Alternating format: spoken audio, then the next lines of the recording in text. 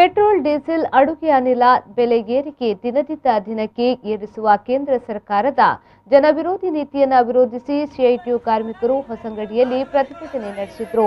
CITU Manjeshwar panchayat ಸಮಿತಿಯ ನೇತೃತ್ವದಲ್ಲಿ ನಡೆದ ಪ್ರತಿಭಟನೆಯಲ್ಲಿ ಸಿಐಟಿಯು ಏರಿಯಾ ಕಾರ್ಯದರ್ಶಿ ಕಮಲಾಕ್ಷ ಅವರು ಉದ್ಘಾಟಿಸಿ ಮಾತನಾಡಿದರು.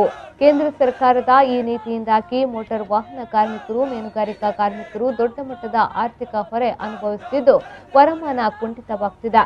ಮಾತ್ರವಲ್ಲದೆ ನಿತ್ಯ ಜೀವನಕ್ಕೂ ಪರದಾಡುವಂತಾಗಿದೆ. ಪೆಟ್ರೋಲ್ ಡೀಸೆಲ್ ಬೆಲೆ ಏರಿಕೆಯಿಂದ ನಿತ್ಯೋಪಯೋಗಿ ವಸ್ತುಗಳ ಬೆಲೆ ದಿನದಿಂದ ದಿನಕ್ಕೆ ಹೆಚ್ಚುತ್ತಿದೆ. ಇದರಿಂದಾಗಿ ಕುಟುಂಬ ಕೂಡ ದೊಡ್ಡ ಮಟ್ಟದ ಆರ್ಥಿಕ ಸಮಸ್ಯೆಗೆ ಕಾರಣವಾಗುತ್ತಿದೆ ಹಾಗೂ ಅಡುಗೆ ಅನಿಲದ ಬೆಲೆ ಹೆಚ್ಚಿಸುವುದು ಮಾತ್ರವಲ್ಲದೆ ಸಬ್ಸಿಡಿ ಕೊಡದೆ ಕೇಂದ್ರ ಸರ್ಕಾರ ಜನರನ್ನ ಕೊಳ್ಳೆ ಹೊಡೆಯುತ್ತಿದೆ ಎಂದು ಅವರು ಆರೋಪಿಸಿದರು.